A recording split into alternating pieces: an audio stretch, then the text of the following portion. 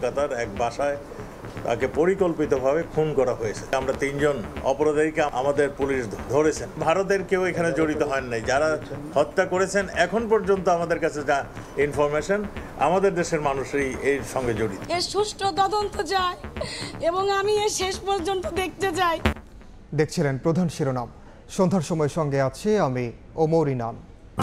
এবার অন্যান্য শীর্ষ সংবাদ। সাবেক সেনা প্রধানের উপর মার্কিন নিষেধাজ্ঞা জাতির জন্য লজ্জার, বললেন মির্জা ফখরুল। যারা ফিলিস্তিনি হত্যায় জড়িত তাদের অবরোধে মাথা ব্যথা নেই সরকারের, জবাব ওবায়দুল কাদেরের। বরাদ্দের চেয়েও কম ব্যয়ে ফাইল ক্লোজ হচ্ছে স্বপ্নের পদ্মা সেতু প্রকল্পের। নদী শাসনের সুফল পাচ্ছেন দুপারের মানুষ, বেড়েছে আয় রোজগার।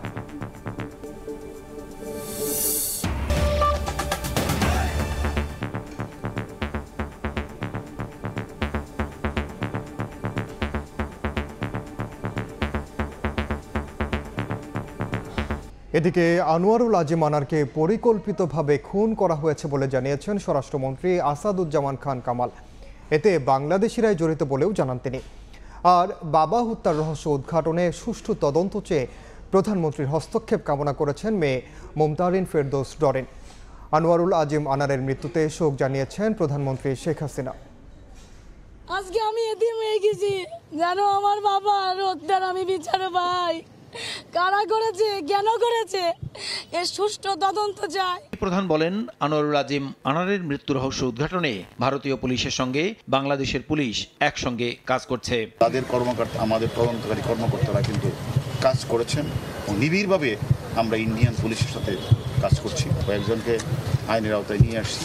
বাকি যারা রয়েছে প্রত্যেককে আমরা আইনের আওতায় নিয়ে আসবো এবং বিচারের মুখোমুখি আমরা দাঁড় করাবো। আর্থিক অথবা কোনো এলাকার দুর্বৃত্তায়নদেরকে দমন করার ফলে এরকম কোনো ঘটনা সবকিছু আমরা তদন্তের আওতায় নিয়ে আসছি। এর আগে স্বরাষ্ট্রমন্ত্রী আসাদুজ্জামান খান কামাল ধানমন্ডির বাসায় এক ব্রিফিংয়ে সংসদ সদস্য আনোয়ারুল আজিম আনারের মৃত্যুর খবর নিশ্চিত করে বলেন, তাকে পরিকল্পিতভাবে খুন করা হয়েছে। এরই মধ্যে 3 জনকে গ্রেপ্তার করার কথা জানিয়ে বলেন, এ ঘটনায় ভারতের কেউ জড়িত নয়, হত্যার সঙ্গে জড়িতরা সবাই বাংলাদেশি। তিনি খুন হয়েছেন কলকাতার এক বাসায়, তাকে পরিকল্পিতভাবে খুন করা হয়েছে। যারা খুন করেছেন কিংবা খুনের সঙ্গে সম্পৃক্ত ছিলেন তাদের মধ্যে থেকে আমরা 3 জন অপরাধীকে আমাদের পুলিশ ধরেছেন। তাদের জিজ্ঞাসাবাদ চলছে, তদন্ত চলছে। ভারতীয় পুলিশ আমাদেরকে সর্ব ধরনের সহযোগিতা করছে। ভারতের কেউ এখানে জড়িত হন নাই। যারা হত্যা করেছেন এখন পর্যন্ত আমাদের কাছে যা ইনফরমেশন, আমাদের দেশের মানুষই এর সঙ্গে জড়িত। এদিকে আনোয়ারুল আজিম আনারের মৃত্যুতে শোক জানিয়েছেন প্রধানমন্ত্রী শেখ হাসিনা। প্রসূন আশিস, সময় সংবাদ, ঢাকা। আনোয়ারুল আজিম আনার হত্যার ঘটনায় মামলা করতে থানায় গিয়েছেন মেয়ে মুমতারিন ফেরদৌস ডরিন। এই মুহূর্তে রাজধানীর শেরেবাংলা নগর থানায় আছেন সহকর্মী রায়দুল ইসলাম শুভ। সরাসরি যাচ্ছি তার কাছে। শুভ, ঝিনাইদহ 4 আসনের সংসদ সদস্য আনারের মৃত্যুর ঘটনায় এই মুহূর্তে কিন্তু তার মেয়ে সহ আরও অনেকেই কিন্তু মামলা করতে এসেছেন শেরেবাংলা নগর থানায়। আমরা জানি যে বিকেল 5টা নাগাদ তারা এই শেরেবাংলা নগর থানায় এসেছেন এবং প্রায় 2 ঘন্টা হয়ে গেছে তারা এখনও থানাতেই রয়েছেন। থানার মামলার যে কার্যক্রম, এই তার মৃত্যুর ঘটনায় আইনের ধারা যেটি বলছে, আসলে যেহেতু তিনি ঝিনাইদহতে থাকতেন, পাশাপাশি তিনি ন্যাম ভবনে এখানে থাকতেন, যে কারণে আসলে শেরেবাংলা নগর থানাতে একটি মামলা রুজু করা হচ্ছে। আবার কলকাতাতেও কিন্তু একটি মামলা করা হয়েছে। আমরা যে বিষয়টি জানি যে যেহেতু সেখানে তার মরদেহ উদ্ধার করা হয়েছে, তার মৃত্যু সেখানেই হয়েছে, যে কারণে ওখানে একটি মামলা দায়ের করা হয়েছে এবং এই শেরেবাংলা নগর থানায় কিন্তু একটি মামলা রুজু করা হচ্ছে। তার মেয়ে এবং পরিবারের আরও অনেক সদস্যরা এখানে রয়েছেন। তারা মামলা রুজির যে কার্যক্রম সেটি কিন্তু এখন চলমান আছে এবং আমরা যে বিষয়টি জানতে পেরেছি যে হয়তো অল্প কিছুক্ষণ সময়ের মধ্যে তারা বের হবেন। তারপরে হয়তো আমরা জানতে পারবো যে কি বিষয়ে বা কি ধারায় বা মামলাটি দায়ের করা হলো। আমরা যদি একটু পেছনে ফিরতে চাই তাহলে আমরা বলতে পারি যে বিকেলের নাগাদ, মানে দুপুরের দিকের নাগাদ কিন্তু তার মেয়ে কিন্তু ডিবি অফিসে গিয়েছিলেন। সেখানে ডিবি হারুন, যিনি প্রধান রয়েছেন, হারুনের সাথে কথা বলেছেন এবং তারপরে গণমাধ্যমের সাথে কিন্তু তার কাকে আসলে কেন বা কী কারণে হত্যা করা হয়েছে তার বাবাকে সে বিষয় নিয়ে গণমাধ্যমের সামনে কথা বলেছেন।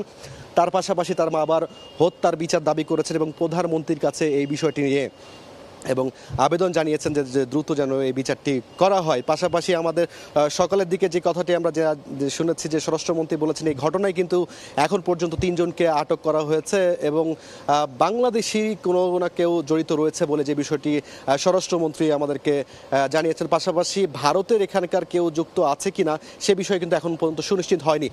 এই যে রহস্যময় হত্যাকাণ্ড, বাংলাদেশ থেকে ভারতে যাওয়া, চিকিৎসা নিতে হঠাৎ করে নিখোঁজ হওয়া, তারপরে তার মরদেহ উদ্ধার, সবকিছু মিলিয়ে কিন্তু এখনো সবকিছু ধোঁয়াশায় রয়ে গেছে। কিন্তু তো সবকিছু মিলিয়ে তার মামলা, তার হত্যাকাণ্ডের যে মামলাটি রয়েছে কি হচ্ছে ধারায় হচ্ছে, সবকিছু মিলে সেটি রুজু করা হচ্ছে।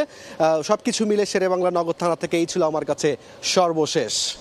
সাবেক সেনাপ্রধানের ওপর মার্কিন নিষেধাজ্ঞা জাতির জন্য লজ্জার বলে মন্তব্য করেছেন বিএনপি মহাসচিব মির্জা ফখরুল ইসলাম আলমগীর। অন্যদিকে আওয়ামী লীগ সাধারণ সম্পাদক ওবায়দুল কাদের বলেছেন, যারা ফিলিস্তিনি হত্যায় জড়িত তাদের অবরোধে মাথা ব্যথা নেই সরকারের। ভারতে বাংলাদেশি এমপি খুন নিয়েও পাল্টাপাল্টি বক্তব্য দেন দুই নেতা। দুর্নীতির অভিযোগে সাবেক সেনাপ্রধান আজিজ আহমেদ ও তার পরিবারের উপর যুক্তরাষ্ট্রের নিষেধাজ্ঞা নিয়ে সরব বিএনপি। বুধবার দলের এক যৌথ সভা শেষে বিএনপির মহাসচিব মির্জা ফখরুল ইসলাম আলমগীর বলেন, আজিজের উপর নিষেধাজ্ঞা জাতির জন্য লজ্জার। ট্রাইবের উপর নিষেধাজ্ঞার পরও শিক্ষা নেয়নি সরকার। সাবেক সেনাপ্রধানকে আমেরিকা থেকে স্যাংশন দেওয়া হয়েছে, যেটা আমাদের জন্য, জাতির জন্য অত্যন্ত লজ্জাকর। দায়ী সম্পূর্ণ হয় সরকার। কলকাতায় ঝিনাইদহের এমপি খুনের বিষয়ে মির্জা ফখরুলের মন্তব্য হলো, বন্ধু রাষ্ট্রেও নিরাপদ নয় আওয়ামী লীগ এমপি।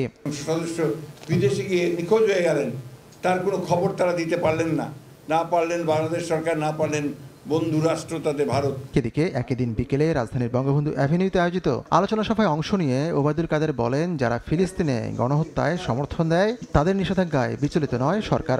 যারা গাজার গণহত্যাকে এবং গণহত্যা যারা ঘটাচ্ছে তাদের নিষ্ঠুর বর্বরোচিত ভূমিকাকে যারা গণহত্যা বলতে চায় না, তারা কোথায় কাকে নিষেধাজ্ঞা দিল সেটা নিয়ে আমাদের কোনো মাথা ব্যথা।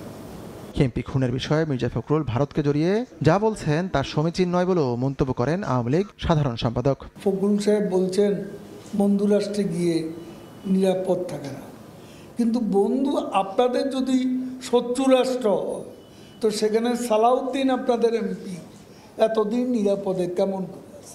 খুনের ঘটনায় কারা জড়িত তা অবিলম্বে উন্মোচিত হবে এমন আশা আওয়ামী লীগ সাধারণ সম্পাদক ওবায়দুল কাদেরের। নিরাপত্তার ব্যাপারটা তখনই।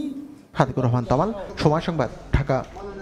নির্ধারিত 32,000 কোটি টাকার মধ্যেই শেষ হচ্ছে পদ্মা সেতু প্রকল্প। আসছে জুনে বন্ধ হচ্ছে বাঙালির স্বপ্নের এই প্রকল্পের ফাইল।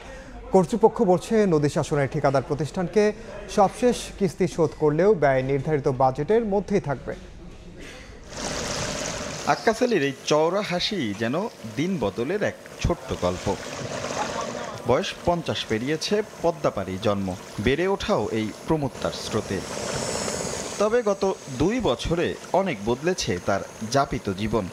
আমাকে লাভ হয়েছে। কি লাভ হয়েছে? লাভ হয়েছে, সব দিক দিয়ে লাভ হয়েছে। আমাকে লস হয়েছে সব দিক দিয়ে লাভ হয়েছে। বৃহৎ পরিসরে পদ্মা সেতুর নানা সুফল আর সম্ভাবনার কথা তুলে ধরা হলেও সরল অঙ্কের সমীকরণটা এখানে মেলে খাপে খাপ। আগে থেকে দাম বেশি পায়, শহরের থেকে গাড়ি ভরে ডাইরেক্ট। আগে যেমন মাছ বেশি পেলেও মানে দাম কম পাওয়া যেত, আর এখন মানে মাছ অল্প পেলেও মানে মাছের দাম বেশি। আর মাত্র কয়েকটা দিন, জুনের 30 তারিখেই বন্ধ হচ্ছে পদ্মা সেতু প্রকল্পের ফাইল। 25 জুন 2022 স্বপ্নযাত্রার শুরু। কাগজে কলমে মূল সেতুর কাজ শেষ হলেও চলমান ছিল নদী শাসন প্রক্রিয়া। 2014 সালে চাইনিজ কোম্পানি সিনো হাইড্রোকে 8,708 কোটি টাকায় নিয়োগ দিয়েছিল সেতু কর্তৃপক্ষ।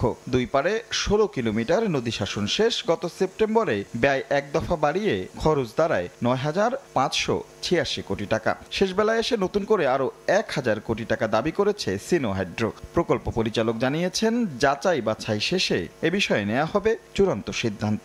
দে have the every right to claim. এই ক্লেমটা জাস্টিফাই করবে, আমাদের তো এক্সপার্ট আছে, তারা জাস্টিফাই না করা পর্যন্ত আমরা এখনো এটার কাছে আসতে পারিনি। এটা আবার আমার অথরিটিরা যেতে হতো। তবুও প্রকল্পের মোট বাজেট নির্ধারিত 32,000 কোটি টাকার মধ্যেই থাকবে বলে জানান তিনি। আমাদের বাজেট তো 32,000 কোটি টাকা ফিক্সড, এতে বাড়বে না, কমবে। আমার চাহিদাই তাদের কম আছে, তো কাজে আমি ও অ্যাকসেপ্ট করব। সাধারণের দাবি, পদ্মা ঘিরে সম্প্রসারিত হোক নদী শাসন প্রক্রিয়া।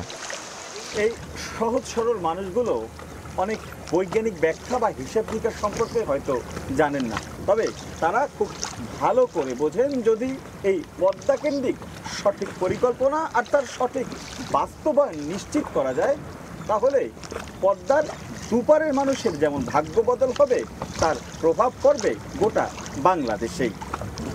রাশেদ লিমন, সময় সংবাদ, মাওয়া, মুন্সিগঞ্জ। এই ছিল সন্ধ্যার সময়ে জনপদের সময়, সঙ্গে থাকবেন সহকর্মী সজল মিত্র রিচার্ড। ধন্যবাদ ইনান আপনাকে। জনপদের সময় নিয়ে ফিরছি কিছুক্ষণ পর, সঙ্গেই থাকুন সময়ের।